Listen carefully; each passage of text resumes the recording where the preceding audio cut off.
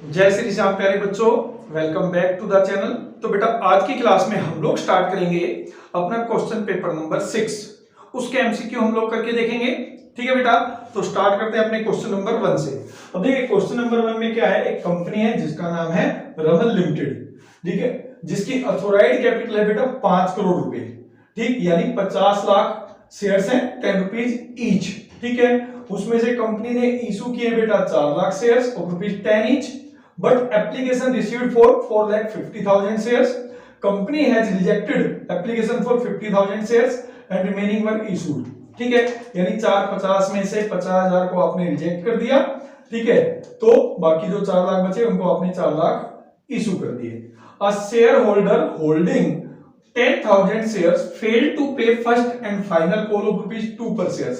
एक share holder बेटा जिसके पास 10,000 शेयर्स थे, ठीक है, और उसने फर्स्ट एंड फाइनल कॉल पे नहीं किया ₹2 पर शेयर के हिसाब से। आपको बताना है subscribe capital of the company is के सब्सक्राइब कैपिटल कितनी होगी। ऑप्शन ए है ₹5 करोड़, ऑप्शन बी है ₹40 लाख, ऑप्शन सी है ₹45 लाख, ऑप्शन डी है ₹39,80,000। ठीक है, तो देखिए हम इसमें कैसे निकालेंगे। तो सबसे पहले टोटल कैपिटल कितना बनता है, that is 4 lakh into 10, that is 40 lakh. Right, अब इसमें से कितना नहीं आया वो देख लीजिए बस। लेस 10,000 शेयर्स, ₹2 के अकॉर्डिंग नहीं आया, 20,000 रुपीज। ठीक है, तो answer will be 39,80,000। This will be your answer. तो ये था आपका बेटा क्वेश्चन नंबर 1। अब बात करते हैं क्वेश्चन नंबर 2 की। तो क्वेश्चन नंबर 2 में लिखा है बेटा, on dissolution of a firm bank overdraft is transfer to option A cash account, option B bank account, option C realisation account और option D partners capital account. कि dissolution के time पे जो bank overdraft है उसको हम कहां transfer करते हैं। तो correct answer is option C realisation account. ठीक है, देखिए जो बैंक ओवरड्राफ्ट है बेटा, इसको at the time of dissolution एक फर्म जो ट्रीट करके बेटा वो as a third party liabilities उसके अकॉर्डिंगली ट्रीट करती है कि थर्ड पार्टी लायबिलिटीज है। ठीक है, तो इसको हम रियलाइजेशन अकाउंट में ट्रांसफर करते हैं और वहीं से इसको पे भी करेंगे। ठीक, अब इसी में और से भी एक क्वेश्चन गिवन है, लिखा है which of the following is not a purpose for which security premium amount can be used. देखिए इसमें आपको जो सिक्योरिटी प्रीमियम रिजर्व है उसके जो यूजेज है वो जरूर पता होना चाहिए। तो ऑप्शन दे रखा है A issuing fully paid bonus shares to share holder. क्या इसके लिए हम सिक्योरिटी प्रीमियम यूज कर सकते हैं? बिल्कुल कर सकते हैं। तो पहला यूज ये है। दूसरा ऑप्शन दिया राइटिंग ऑफ लीगल एक्सपेंसेस। तो राइटिंग ऑफ लीगल एक्सपेंसेस क्या इसके लिए यूज हो सकता है? नहीं हो सकता है। तो this will be the answer. इसके बाद क्योंकि देख लीजिए सी क्या है, writing of preliminary expenses of the company. इसके लिए हम सिक्योरिटी प्रीमियम रिजर्व यूज कर सकते हैं। और commission given at the time of issue of shares और डिबेंचर्स, उसके लिए भी हम इसको यूज कर सकते हैं। इन purchasing its own shares, buy back of shares के लिए भी हम यूज कर सकते हैं। इसके अलावा इसका एक और यूज है और वो यूज है बेटा premium on redemption of preference shares और डिबेंचर्स, उसको राइट ऑफ करने के लिए भी हम इसको यूज कर सकते हैं। तो ये जो क्वेश्चन है ना बेटा यूजेज ऑफ सिक्योरिटी प्रीमियम, इसको आप याद कर लें, बहुत इंपॉर्टेंट है थ्योरी और एमसीक्यूज दोनों पॉइंट ऑफ व्यू से और प्रैक्टिकल के पॉइंट ऑफ व्यू से भी। ठीक है, तो इसमें जो करेक्ट आंसर है जिसके लिए हम सिक्योरिटी प्रीमियम यूज नहीं कर सकते वो है option be writing of legal expenses.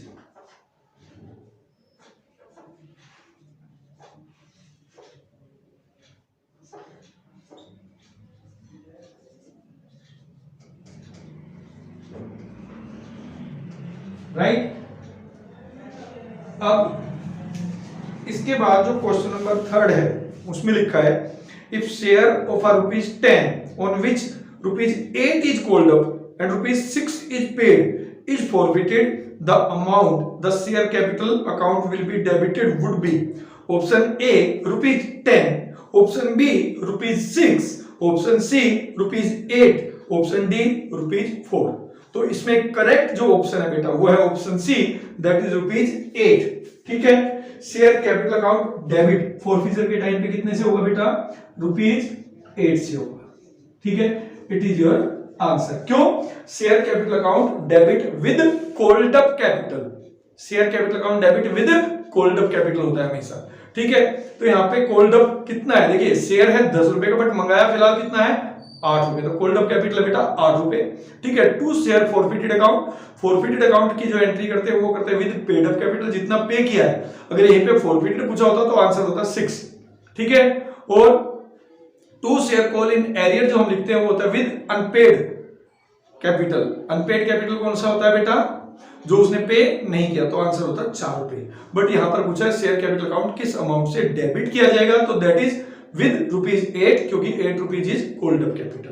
तो देखिए बेटा क्वेश्चन नंबर जो 4 है उसमें गिवन है ए बी सी 3 पार्टनर्स हैं जिनका प्रॉफिट शेयरिंग रेशियो है बेटा 2:1। इनमें से सी डाइड ऑन 31 मार्च 2019। ठीक है, सी की डेथ हो जाती है बेटा 31 मार्च 2019 को। अकाउंट्स आर क्लोज ऑन 31 दिसंबर। अब इसमें ध्यान ये रखना है कि यहाँ पर जो बुक्स क्लोज करनी है बेटा वो 31 दिसंबर को करनी है। तो इससे ये पता चलता है कि इस साल में सी ने 3 महीने के लिए काम किया है। ठीक है, sales for the year 2018 that is 6 lakh. पिछले साल की जो सेल्स थी वो 6 लाख थी बेटा। Profit for the year 2018 was 60,000 और उस पे हमने प्रॉफिट कमाया था बेटा 60,000 रुपए। तो यहां पर अगर हम बात करें जो परसेंटेज ऑफ प्रॉफिट होगा वो हो जाएगा बेटा 10%। ठीक है, 6 लाख की सेल्स पे 60,000 रुपए आप प्रॉफिट कमा रहे हो, तो 10% आप सेल्स का प्रॉफिट कमाते हो। Sales for the current year that is for 3 months that will be 2 lakh rupees. ठीक है, 2 लाख रुपए आपकी 3 महीने की सेल्स दे रखी है। आपको कैलकुलेट करना है C share of profit for the current year. ठीक है, और इसमें ऑप्शन गिवन है ए 20,000, बी 8,000, सी 30,000 और डी 4,000। ठीक है, आपको करेक्ट ऑप्शन बतानी है। तो यहां पे सी शेयर ऑफ प्रॉफिट कैसे निकलेगा? फॉर्मूला देखिए क्या होता है। For the current year is equal to sales for current year into percentage of profit into C shares of profit, right? So according to this it will be ₹2 lakh, percentage that is 10/100 और C share that is 1/5। ठीक है, तो answer will be 4,000 rupees। ठीक है, 4,000 will be the answer। अब ये था fourth का फर्स्ट पार्ट। अब इसमें एक और पार्ट दिया हुआ है बेटा, ऑप्शन में दिया है question on the retirement of Hari from the firm of Hari Ram and Sharma. ठीक है, 3 पार्टनर है हरि राम और शर्मा। इसके और में जो क्वेश्चन गिवन है हरि राम और शर्मा। ठीक है, balance sheet shows a debit balance of ₹12,000 in the profit and loss account. Profit and loss में डेबिट बैलेंस है यानी लॉस है बेटा। ठीक है, कितने का? 12,000 का। ठीक है, अब यहां पर लिखा है for calculating the amount payable to Hari this balance will be transfer. ठीक है, अगर हरि रिटायर होता है तो उसको जो अमाउंट पे करना है, ठीक है, तो ये जो बैलेंस है प्रॉफिट एंड लॉस का ये कैसे ट्रांसफर होगा? ऑप्शन ए है to the credit of capital account of Hari Ram and Sharma equally. Option B है to the debit of capital account of Hari Ram and Sharma equally. Option C है to the debit of capital account of Ram and Sharma equally. Option D है to the credit of capital account of Ram and Sharma equally. देखिए बेटा ये पुरानी firm का loss है, ठीक है, तो पुराने पार्टनर्स में उनके प्रॉफिट शेयरिंग रेशो में बंटना चाहिए। तो यहाँ पे एक चीज आपको ध्यान रखनी पड़ेगी कि यहाँ पे प्रॉफिट शेयरिंग रेशो नहीं है तो इक्वली बटेगा। ठीक है, और ये लॉस है, दूसरी चीज ये ध्यान रखनी है, लॉस है तो पार्टनर्स की कैपिटल डेबिट होगी। तो इसलिए जो करेक्ट आंसर है बेटा वो होगा to the debit of capital account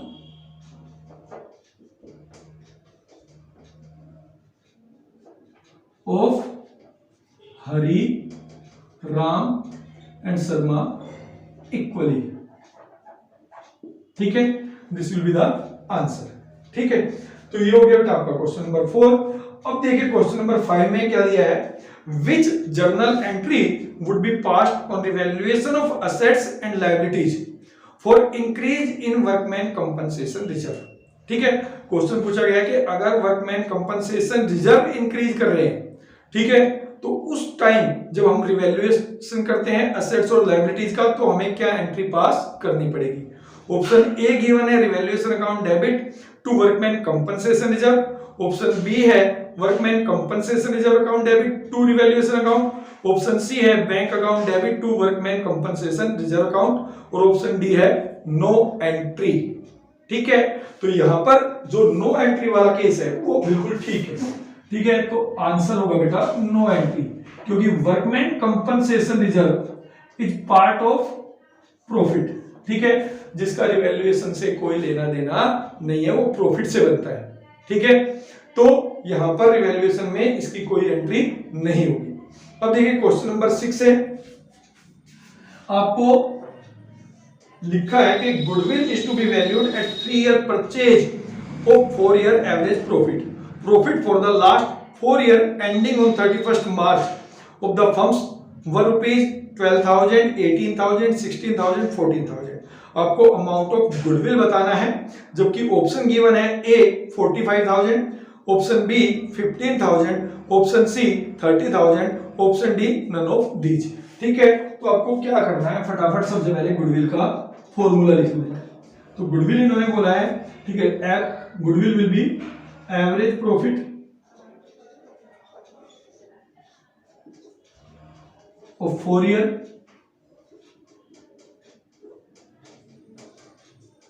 ठीक है इनटू 3 ईयर परचेज, सिंपल सी बात है, इनटू 3। ठीक है, तो पहले हमें एवरेज निकालना पड़ेगा 4 साल का, तो एवरेज निकलेगा 12,000 plus 18,000 plus 16,000 plus 14,000 divided by 4। ठीक है, इनटू 3। ठीक, तो दैट विल बी 60,000 अपॉन में 4 इंटू 3, और दैट विल बी 15,000 इंटू 3, तो आंसर विल बी 45,000। ठीक है, तो this will be the value of goodwill. तो ये आपका ऑप्शन है ए। ठीक है, तो ये था आपका क्वेश्चन नंबर 6। अब करेंगे क्वेश्चन नंबर 7। तो देखिए बेटा, यहां पर जो क्वेश्चन नंबर 7 है, इसमें गिवन है HR limited issued 10,000 shares of ₹10 each at 10% premium, मतलब ₹1 प्रीमियम है। ठीक है, all shares were subscribed and the amount was received. सारा शेयर्स सब्सक्राइब भी हो गया, अमाउंट रिसीव भी हो गई। State the amount to be transfer to security premium reserve account. Option given है बेटा 10,000, 1,000, 1 लाख और 9,000। तो यहां पर जो करेक्ट आंसर है बेटा वो है ऑप्शन ए 10,000। 10,000 शेयर्स हैं और ₹1 प्रीमियम है ये वाला, तो प्रीमियम कितना रिसीव हुआ होगा, 10,000 रुपए। तो दिस इज योर आंसर। ठीक है, ये बेसिक्स चेक करने के लिए क्वेश्चंस होते हैं। ठीक, तो इसमें आपको कैलकुलेट बहुत ज्यादा नहीं करना होता। फिर लिखा है बेटा nature of share application account is, कि भैया इसी में ऑप्शन है और पूछा है nature of share application account is. जो शेयर एप्लीकेशन अकाउंट है उसका नेचर क्या होता है। Option A nominal account, option B real, option C personal, option D none of these. तो यहां पर जो करेक्ट आंसर होगा बेटा वो होगा ऑप्शन सी पर्सनल। ठीक है, तो ये हो गया बेटा क्वेश्चन नंबर 7। अब देखिए क्वेश्चन नंबर 8 और 9 के लिए इन्होंने कुछ इंफॉर्मेशंस दी हैं कि स्टडी बेस्ड है। लिखा है director of Bhagat and company limited issued 50,000 equity shares. ठीक है, ये 8th और 9th के लिए है। कितने, 50,000 इक्विटी शेयर्स है बेटा ऑफ ₹10 ईच। ठीक है, और लिखा एट ₹12 पर शेयर्स, यानी ₹2 प्रीमियम भी है। ठीक, amount is payable as 5 on applications including premium that is 3 plus 2, right, 4 on allotment, ठीक है, and the balance on final call, 5 plus 4 9 plus 3 आ जाएगा फाइनल कॉल पे। Application for received for 70,000 shares, applied किया लोगों ने कितना, 70,000 शेयर्स, बट हमें इशू कितना करना है बेटा, 50,000, राइट, ओवर सब्सक्रिप्शन का केस है। तो यहां पर लिखा है आउट ऑफ विच 70,000 में से 8,000 शेयर्स वर रिजेक्टेड, यानी 8,000 शेयर्स आपने रिजेक्ट कर दिए, ये हो जाएगा nil, and their money was refunded, और उनका पैसा आपने रिफंड कर दिया। Money over paid on the application were applied towards some due on allotment, यानी 62,000 वालों को आपने 50,000 शेयर्स इशू कर दिए, तो 12,000 शेयर्स का जो पैसा एक्स्ट्रा आएगा वो हमें अलॉटमेंट पे ट्रांसफर करना है, ठीक है। All the money were duly received except from one share holder holding 500 shares who failed to pay the final call money, ठीक है। एक शेयर होल्डर है, a share holder holding 500 shares did not pay amount due on final call, final call का पैसा नहीं दिया बेटा उसने, ये आपको पूरा क्वेश्चन गिवन है, ठीक है। अब इसके बेस पे आपको बताना है क्वेश्चन नंबर 8, ठीक है। What is the amount received on application of shares, कितना आपने एप्लीकेशंस पे पैसा रिसीव किया होगा। ऑप्शन ए गिवन है 3,50,000, बी है 2,80,000, ऑप्शन सी है 1,50,000, ऑप्शन डी है 60,000, ठीक है। तो total amount received on application will be, total application कितनी आई थी बेटा, 70,000 इंटू 5 रुपीज एप्लीकेशन पे आया, तो आंसर विल बी 3,50,000 रुपीज, ठीक है। तो ये आपका क्वेश्चन नंबर हो गया 8। अब देखिए क्वेश्चन नंबर 9 में पूछा है what is the amount that will be transfer to security premium reserve. Security premium reserve तो बेटा उतने ही शेयर्स पे होता है जितने शेयर्स कंपनी ने इशू किए हैं। कंपनी ने शेयर्स इशू किए हैं 50,000, ठीक है, और एक शेयर पे 2 रुपए आना था। तो इन्होंने क्या क्या ऑप्शन दे रखा है बेटा, ऑप्शन ए है 1,50,000, ऑप्शन बी है 1 लाख, ऑप्शन सी है 60,000, ऑप्शन डी है 40,000।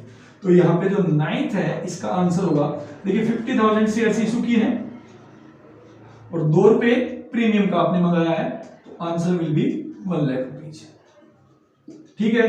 तो ये हो गया बेटा आपका क्वेश्चन नंबर 9।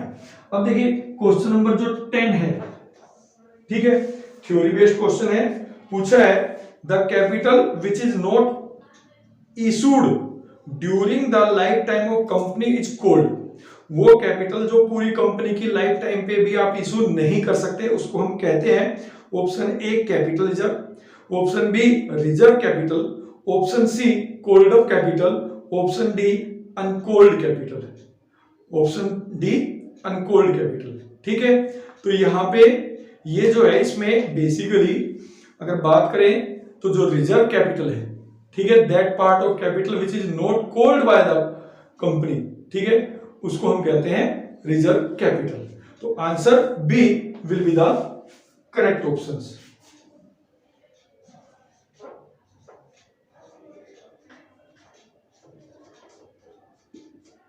रिजर्व कैपिटल वो कैपिटल होती है बेटा जिसके लिए एक रेजुलेशन पास किया जाता है कंपनी के द्वारा और फिर बताया जाता है कि भाई इतना पैसा कंपनी फिलहाल नहीं मंगाएगी, और ये पैसा केवल तभी मंगाया जाता है जो रिजर्व कैपिटल में होगा, जब कंपनी वाइंड अप होगी उससे पहले नहीं मंगाया जाता, ड्यूरिंग द लाइफ नहीं मंगाया जाता। तो देखिए बेटा ये जो क्वेश्चन नंबर 11 है इसमें गिवन है how is goodwill treated when there is a change in profit sharing ratio, ठीक है, कि अगर प्रॉफिट शेयरिंग रेशो चेंज होते हैं तो गुडविल को कैसे ट्रीट किया जाता है। ऑप्शन ए है the gaining partner gives the amount of goodwill to the sacrificing partners, कि गेनिंग पार्टनर जो है सैक्रिफाइसिंग पार्टनर को अमाउंट ऑफ गुडविल देता है। ऑप्शन बी है gaining partner give the proportionate amount of goodwill to the sacrificing partner, कि gaining partner ही goodwill देगा बट प्रोपोर्शनेट शेयर, ठीक है, proportionate amount to the sacrificing partner. Option C है sacrificing partner give the amount of goodwill to the gaining partner, कि sacrificing partner goodwill देगा किसको, gaining partner को। ऑप्शन डी है sacrificing partner give the proportionate amount of goodwill to the gaining partner, के sacrificing partner compensate करेगा या goodwill देगा किसको, गेनिंग पार्टनर को, वो भी प्रोपोर्शनेट। तो बेटा ये जो चीज है देखिए, अब समझिए यहां पर whenever there will be change in profit sharing ratio, one or more partner will sacrifice the share और one or more partner will gain the shares। तो एक चीज तो यहां पर आपको दिमाग में बैठानी है, जो पार्टनर सैक्रिफाइस करे मतलब अपना हिस्सा भी दे प्रॉफिट का और वो गुडविल भी दे, ये तो गलत चीज होगी ना। तो यहां पर गुडविल कौन देता है, गुडविल देता है गेनिंग पार्टनर।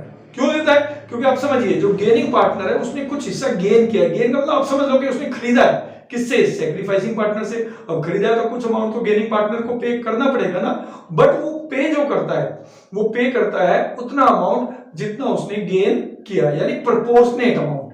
तो जो ऑप्शन बी है gaining partner give the proportionate amount of goodwill to the sacrificing partner, this is the correct answer, ठीक है।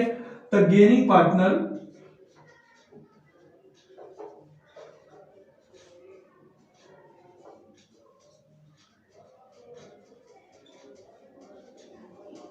gives the proportionate amount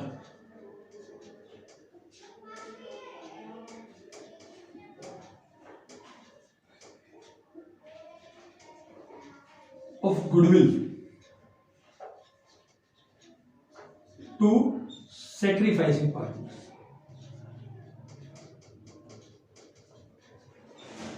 This is the right answer, this is the right answer, ठीक है। तो यहां पे इसमें बेटा एक चॉइस और गिवन है, वो भी देख लेते हैं क्वेश्चन नंबर 11 में। Which account will be prepared to record the adjusting amount of assets and liabilities, जो असेट्स और लायबिलिटीज को हम एडजस्ट करते हैं, ठीक है, उसके लिए हम कौन सा अकाउंट प्रिपेयर करते हैं। ऑप्शन ए है profit and loss appropriation account, उसका असेट्स और लायबिलिटी के रिवैल्यूएशन और रीअसेसमेंट से कोई लेना देना नहीं है। Profit and loss adjustment account, realisation account और रिवैल्यूएशन अकाउंट। तो यहां पर जो option D that is revaluation account, that is the correct answer, क्योंकि जब हम एसेट्स और लायबिलिटीज को रीअसेस्ड और रीवैल्यूड करते हैं, ठीक है, तो वहां पे हमें अकाउंट बनाना पड़ता है, नाम है रिवैल्यूएशन अकाउंट, ठीक है। तो यहाँ पे और में जो आंसर आएगा वो होगा रिवैल्यूएशन अकाउंट,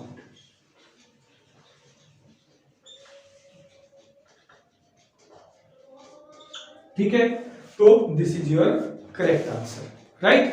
तो आज की क्लास में बेटा केवल इतना ही, अपने क्वेश्चन 11, उसके बाद नेक्स्ट क्लास में इसी क्वेश्चन पेपर को कंटिन्यू रखेंगे और इसको कंप्लीट करेंगे। तब तक के लिए जय श्री श्याम।